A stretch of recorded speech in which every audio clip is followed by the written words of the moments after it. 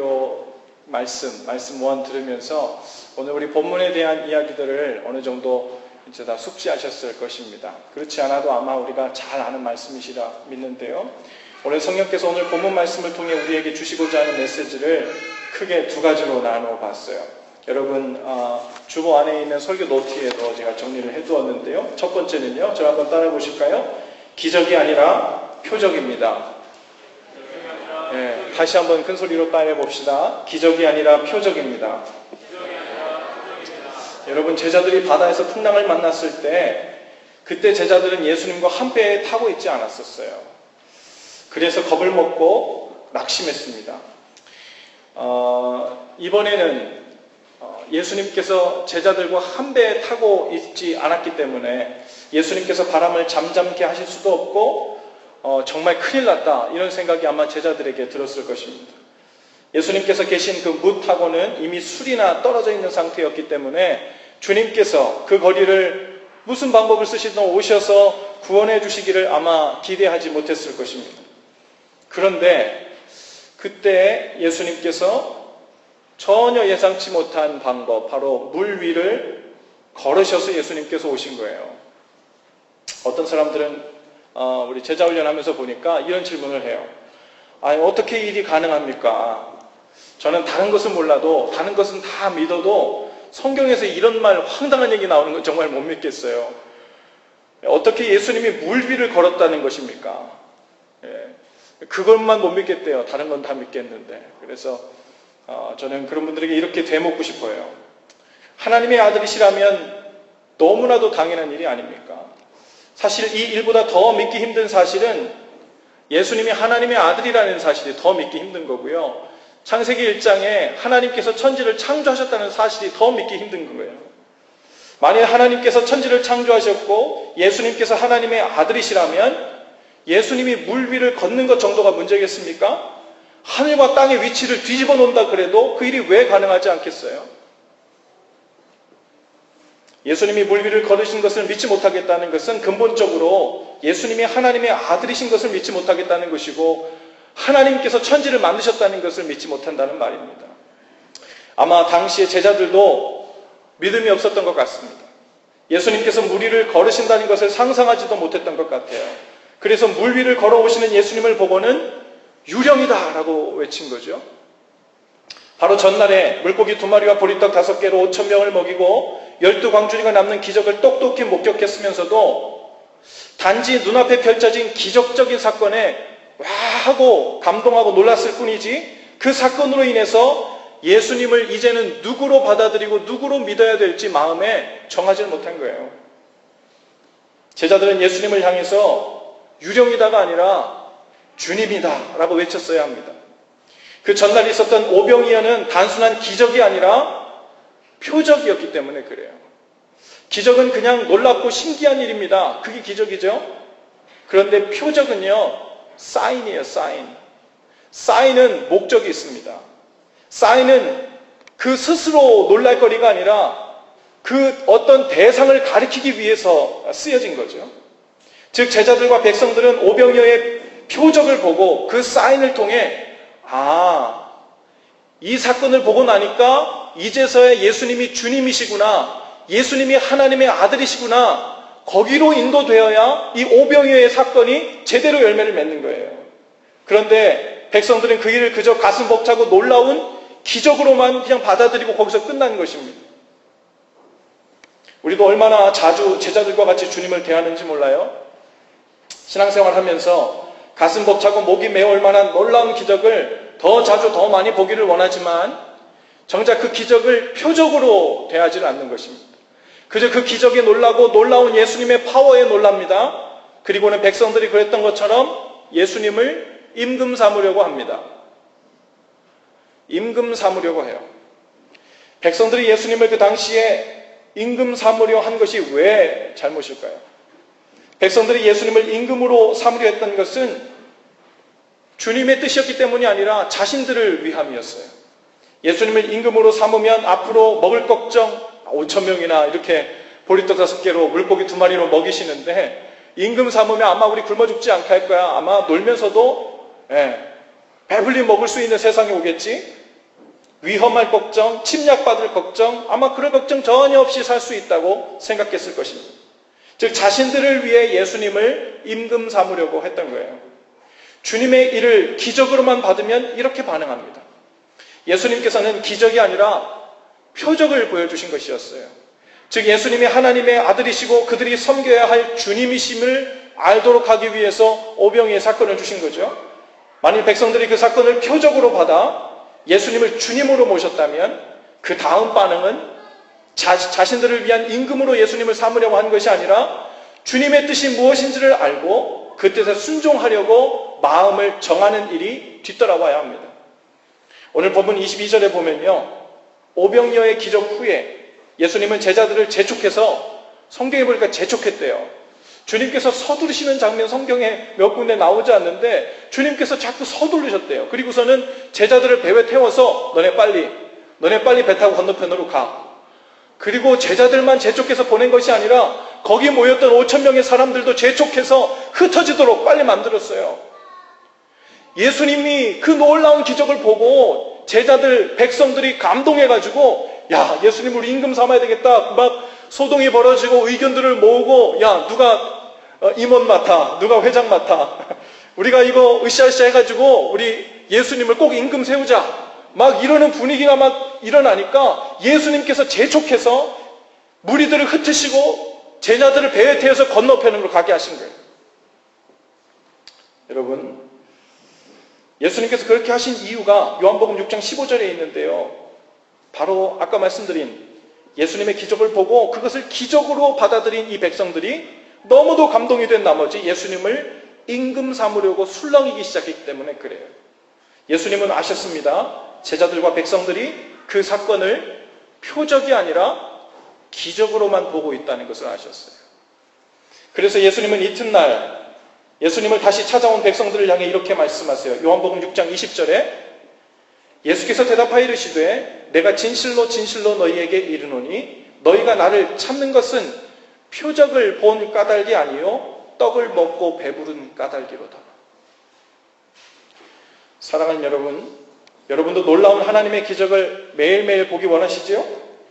아침 저녁으로 가슴이 벅차오를 만한 놀라운 기적으로 우리의 삶이 가득 찼으면 좋겠지요? 그런데 그 기적 자체가 중요한 게 아니에요. 왜 그 기적이 필요한 거예요? 무엇 하려고요? 기적을 위한 기적은 주님의 관심사가 아니에요. 주님의 관심은 기적이 아니라 그 표적을 통해 주님이 누구신지를 보여주시고 믿게 하시고 그의 삶의 방향을 돌이켜서 주님께로 오게 하시는 그것이 바로 표적을 보여주신 이유입니다. 예수님은 지금도 여러 가지 기적적인 방법으로 하나님의 사람들을 통해 사람들의 병도 고치시고 귀신도 쫓아내십니다. 그런데 그 목적을 바로 알아야 합니다. 단순히 모든 병자들의 병을 고치는 것이 목적이었다면 예수님 말씀 한마디면 이 세상에 있는 모든 병자들의 병도 한순간에 왜 못 고치시겠습니까? 천지를 만드신 하나님의 아들께서 왜 그 일을 못하겠어요? 주님의 손이 짧아서 구원하지 못하겠어요? 주님께서는 한 사람이 한 명만 구원하실 수 있을까요? 새하늘 새 땅을 만드셔서 하늘로부터 임하게 하실 수 있는 그분께서 병자를 한 번에 못 고치셔서 한 사람씩 모두를 고치시지 않고 필요한 사람들만 고치셨을까요? 여러분, 이상한 것은 예수님께서 각 사람마다 다른 때 인격적으로 찾아가 기적적으로 은혜를 제한적으로 베푸신 이유가 있다는 거예요. 그것은 단순히 병을 고치는 기적을 베푸는 것이 목적이 아니라 그 일을 통해 예수님이 그 인생을 만든 주인이시고 예수님이 영원토록 믿고 따라야 할 주님이시라는 표적을 주기 원함이었다는 거예요. 할렐루야. 누가복음 4장에 보면 예수님께서 고향에 갔더니 고향 사람들이 예수님께 와서는 이렇게 말합니다. 네가 가버나움에서 사람들의 병을 고치고 기적을 행했다는 소식을 들었다. 너는 그 기적을 여기 고향 땅에서도 행해봐라. 즉 예수님의 고향 사람들은 예수님께서 표적이 아니라 자신들을 위한 기적을 놀랍게 그 고향 땅에서도 행하기를 원했습니다. 그랬더니 예수님께서 이렇게 말씀하세요. 누가복음 4장 25절에서 27절까지 말씀이에요. 내가 참으로 너희에게 이르노니 엘리야 시대에 하늘이 3년 6개월 동안 닫히어 온 땅에 큰 흉년이 들었을 때 이스라엘에 많은 과부가 있었으되 엘리야가 그중 한 사람에게도 보내심을 받지 않고 오직 시돈 땅에 있는 사렙다의 한 과부에게 뿐이었으며, 또 선지자 엘리사 때에 이스라엘에 많은 나병 환자가 있었으되 그 중에 한 사람도 깨끗함을 얻지 못하고 오직 수리아 사람 나아만 뿐이었느니라. 예수님에게서 표적이 아닌 기적만 바라면서 환호하며 모여든 사람들은 자신이 원하는 때 주님의 기적을 보지 못하면 돌변합니다. 그 믿음은 한순간에 나띵이 돼버리고 말아요. 예수님의 놀라운 기적을 경험했던 그 5,000명의 사람들도 훗날에 자기들이 원하는 방식으로 더 놀라운 기적이 나타나지 않고 예수님께서 십자가에 아주 허무하게 죽으시게 되니까요. 그리고 그 백성들이 뒤돌아서서는 오히려 예수님을 십자가에 못 박으라고 목이 쉬어가면서 돌을 던지는 폭군들로 다 변하고 말았어요. 주님의 기적을 다 봤는데도요. 하지만 주님의 기적을 표적으로 받아서 예수님을 어떤 형편에서든지 믿고 따라야 할 주님으로 보신 사람들은 예수님께서 기적을 행하시지 않고 십자가에서 허무하게 죽어가시는 순간에도 그분이 주님이심을 고백하며 따랐고 끝까지 함께했으며 기적이 없을지라도 그 속에서도 변함없이 흐르는 주님의 뜻을 알고 순종하는 삶을 산 줄로 믿습니다. 여러분, 그러니 기적 좋아하지 마세요. 위험합니다. 표적이면 충분합니다. 할렐루야. 기적을 잘 일으킨다고 자신을 피하라는 거짓 선지자들, 목회자들이 넘쳐난 시대에 우리는 살고 있습니다. 어디 가면 기적이 많이 일어난다더라, 어디 가면 쪽집게처럼 미래 일들을 예언해 준다더라. 표적이 아닌 기적을 바라고 간다면 아무리 기적이 많이 일어나는 곳이라 해도 주님의 마음을 더욱 불안하게 만들고 조급하게 만들 뿐입니다. 표적이면 충분합니다. 날마다 힘겨운 십자가를 지고서라도 끝까지 따라야 할 분이 바로 예수 그리스도라는 것을 알았다면 그것으로 충분합니다. 그리고는 기적이 있든 없든 주님을 모시고 그분의 뜻 안에서 동행하며 사는 길만 남은 것입니다. 우리 옆뒤 좌우에 계신 분들 그렇게 한번 인사하십시다. 표적을 가졌으면 충분합니다. 주님을 모셨으면 그것으로 충분합니다. 두 번째는요, 한번 따라해 보실까요? 바람을 멈출 것이 아니라 물 위를 걸어야 합니다. 네, 여러분, 예수님께서 물 위를 걸으시는 것을 보고 베드로가 나섰죠. 주여, 만일 주님이시여든 나를 명하사 물 위로 오라 하소서. 예수님이 오라 그랬어요. 그랬더니 베드로는 배에서 내려 물 위를 걸어서 예수님께 갔습니다. 하지만 곧 바람을 보고 무서워 바다에 빠져갔다고 기록되어 있습니다. 여러분, 신앙생활을 하는 동안 우리의 고민이 많지만 그 중에서도 우리의 마음을 잡고 놓아주지 않는 그 심각한 고민들이 있죠. 바로 이 베드로와 같은 상황을 우리가 겪고 있는 것입니다. 어떤 종류의 표적을 경험하고는 어느 순간 예수님을 나의 주님으로 모셨어요. 그리고 얼마간은 그 은혜와 감사에 흠뻑 젖어 잘 살아갑니다. 마치 주님과 함께 세상이라는 물 위를 은혜로 믿음으로 걷고 사는 것 같아요. 세상에서는 유혹이 많아도 오직 주님만 바라보면서 물 위를 걷는 것처럼 신앙생활을 하는 것 같아요. 그런데 어느 날 문제가 생겨요. 물 위를 얼마 걷지 못해서 자꾸 빠지는 거예요. 세상에서 부는 바람이 무서워지고 또 유혹이 많아서 자꾸만 세상이라는 바다에 빠져버리는 자신을 경험하는 겁니다. 그리고는 혼란스러워해요. 예수님은 나에게 분명 아직도 주님이신데 나는 왜 자꾸 주님과 함께 물 위를 은혜롭게 걷지 못하고 자꾸만 죄에 빠지고 세상에 빠지고 절망에 빠지고 세상에 빠지는가 고민입니다. 우리가 주님을 주님으로 모셨으면 물 위를 계속 은혜롭게 걸으며 신앙생활을 해야 될 것 같은데 자꾸 죄에 빠지고 세상에 빠지는 거예요. 결론부터 말하자면 그 이유는 바람에게 시선을 빼앗겨서 그렇습니다. 주님을 바라보던 시선을 돌려서 바람을 보니까 무서워지고 무섭기 때문에 바람을 더 바라보다가 그만 믿음에서 떠나 바다에 빠지게 된 거죠. 그러면 이렇게 질문할 수 있어요. 아니, 바람이 무섭게 부는데 어떻게 바람을 안 쳐다볼 수 있습니까? 그게 사람입니까?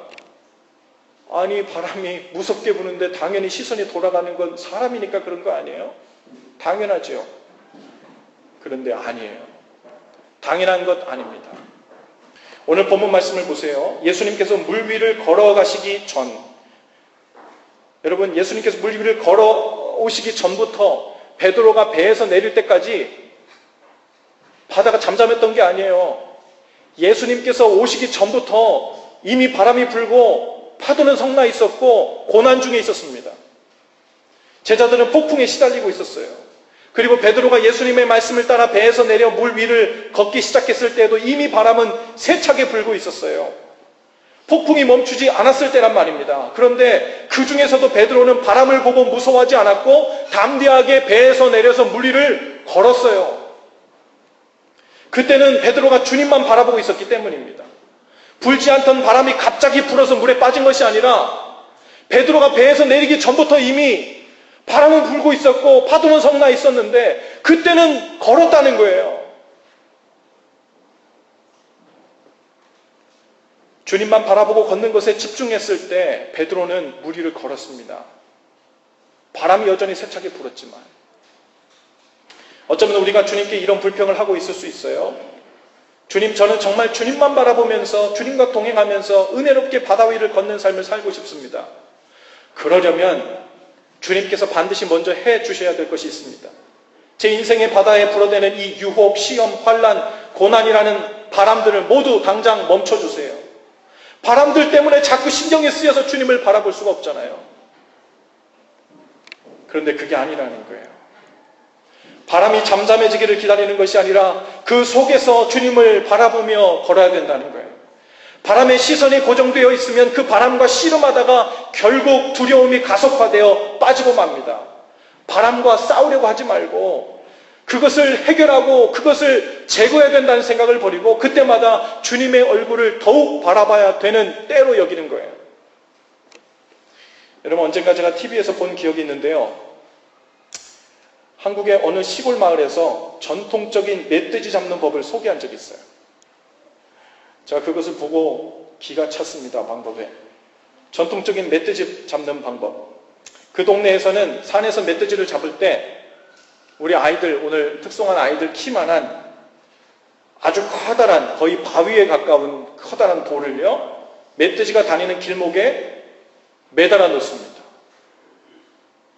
그러면 돼요, 그냥. 그리고 아무 일도 안 하면 돼요. 그리고 밤에 그 멧돼지가 밤중에 그 다니던 길을 가다가 그 거의 바위와 비슷한 그 큰 돌에 부딪히는 거예요. 그 다음 어떻게 될까요? 그 돌을 피해가면 되는데 그 돌을 적이라고 인식하고는 그 돌을 향해 계속해서 달려들어서 들이박는 거예요. 뒤로 물러섰다가 도움 닫기까지 해가지고 수십 번, 수백 번을 계속 들이박는 거예요. 박치기를 계속합니다. 그러는 중 결국 멧돼지는 피투성이가 되어 그 앞에 쓰러진답니다. 그리고 낮이 밝으면 동네 사람들이 가서 멧돼지를 그냥 들고 오면 돼요. 전통적으로 멧돼지 잡는, 멧돼지의 습성을 이용한 아주 신기한 방법이더라고요. 웃음이 나오죠. 그런데 우리가 문제의 바람을 만났을 때 꼭 이런 모습 아닙니까? 문제의 바람을 만났을 때마다 주님께로 나아갈 생각은 하지 않고 그 앞에 앉아서 발을 동동 구르면서 어떻게 하냐면 그 문제의 바람을 묵상하고 있어요. 계속 쳐다보고 있는 거예요. 얼마나 더 세지나, 저 정도 바람이면 나를 얼마 만에 날려보낼까, 저 정도 바람이면 과연 오늘 밤을 넘길 수 있을까, 별별 생각을 다 하면서 그 바람을 계속 쳐다보며 묵상하는 거예요. 그 바람에 집중하면 점점 커지는 것은 두려움이고 점점 가속화되는 것은 걱정이고 결국은 그 두려움과 걱정에 함몰돼서 바다에 빠져 죽습니다.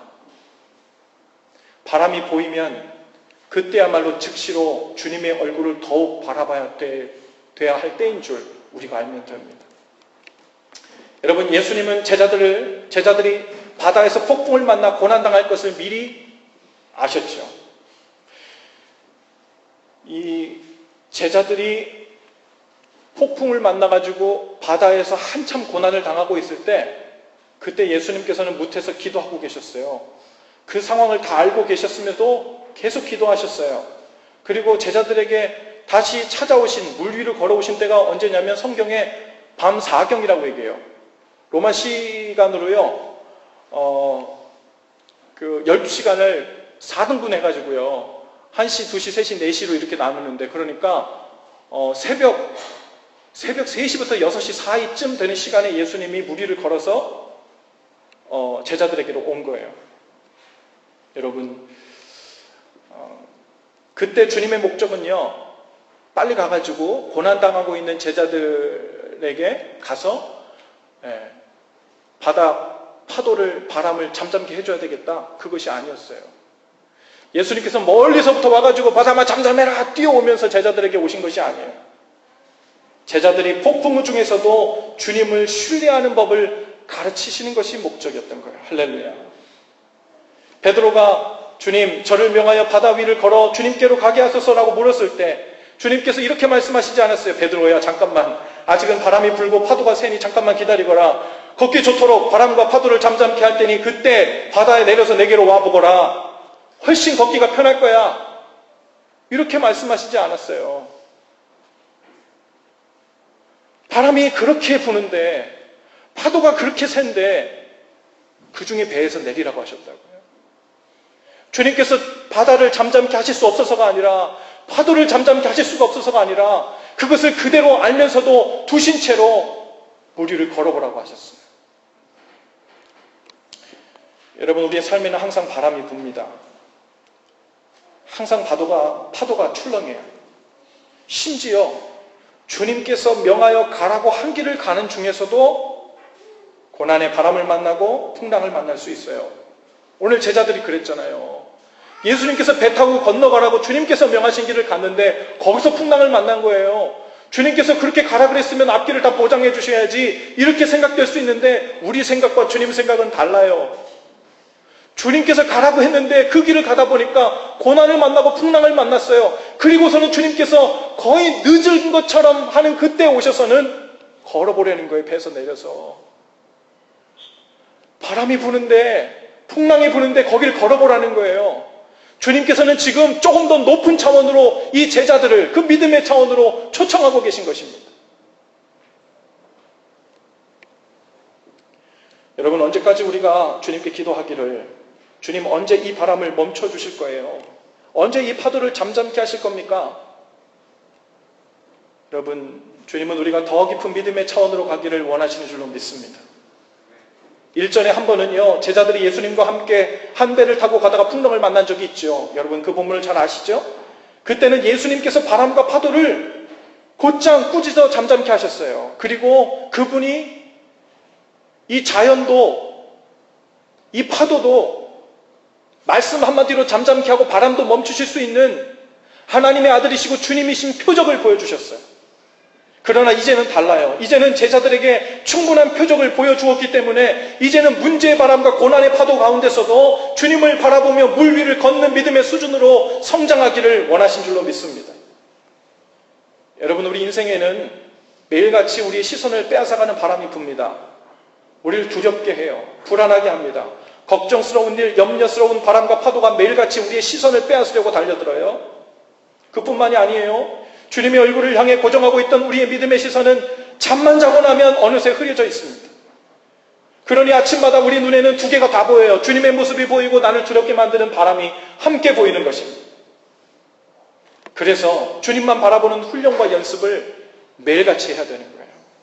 흐려진 시선을 주님께로 다시 고정하는 것을 하루라도 빼먹으면 우리의 시선은 자동적으로 바람과 파도를 향하게 됩니다. 그리고 곧 세상의 바람과 파도가 주는 두려움과 위협에 빠지면 주님이 하라는 대로가 아니라 세상과 죄가 하라는 대로 목을 메고 따라가게 돼 있어요. 왜요? 거기에 빠져버려서 그래요.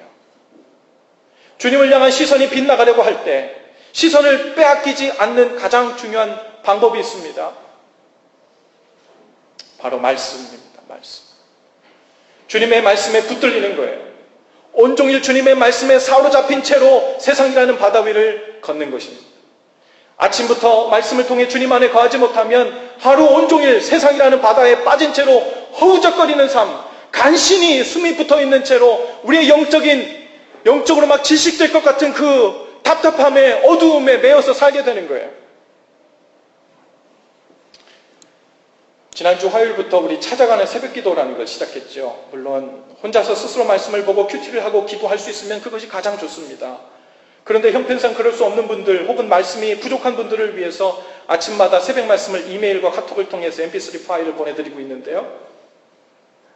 원하시는 분들을 찾아가는 새벽 기도 나온방으로 묶어서 또 말씀을 올려드리고 있는데요. 받은 은혜와 기도 제목들을 댓글로 달면서 서로에게 격려와 도전이 되고 있습니다.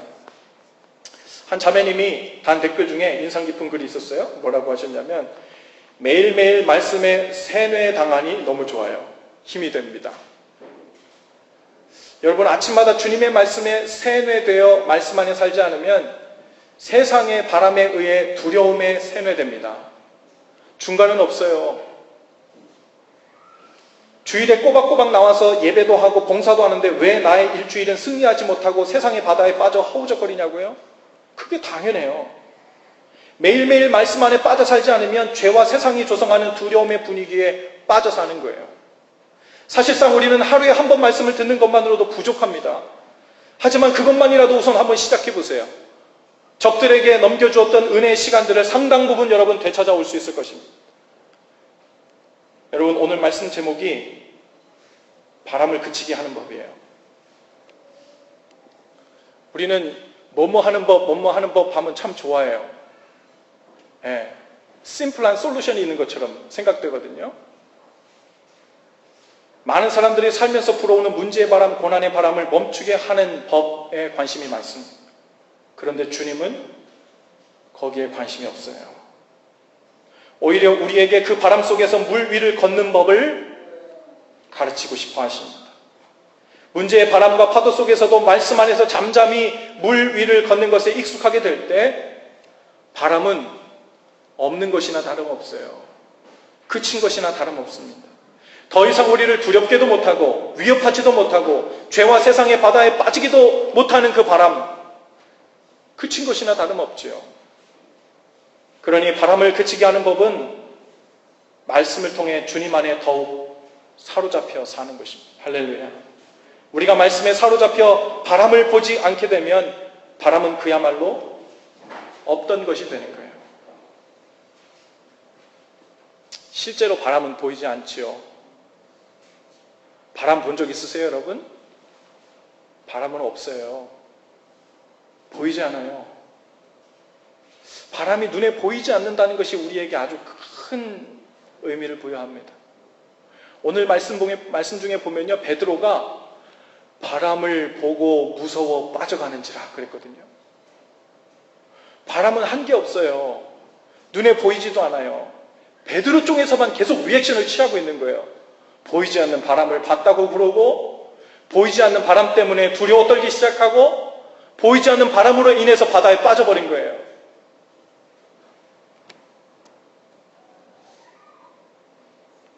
우리 주위에 바람이 많이 붑니다. 그런데 바람은 눈에 보이지 않아요.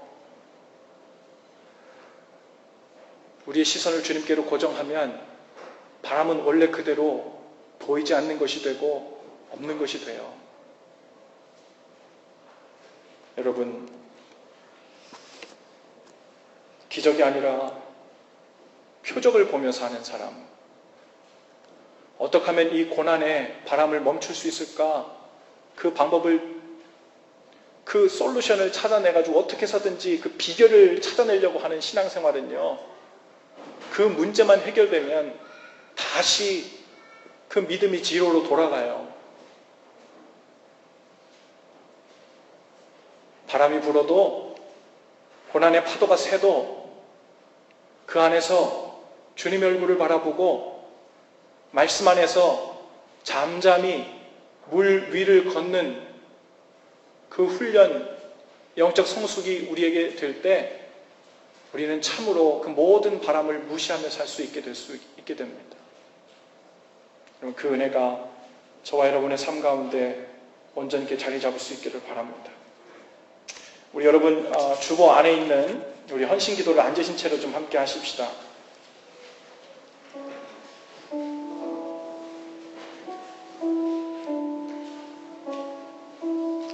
한 목소리로 함께 기도하시죠. 주님, 저로 하여금 기적이 아닌 표적을 보는 은혜를 주옵소서.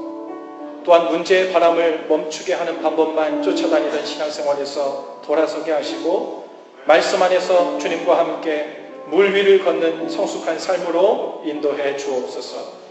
때로 믿음이 약하여 죄와 세상으로 빠져들 때마다 즉시로 손을 내밀어 다시 건져주시고 말씀 안에서 물 위를 걷는 연습을 멈추지 않게 하옵소서. 예수님의 이름으로 기도합니다. 아멘.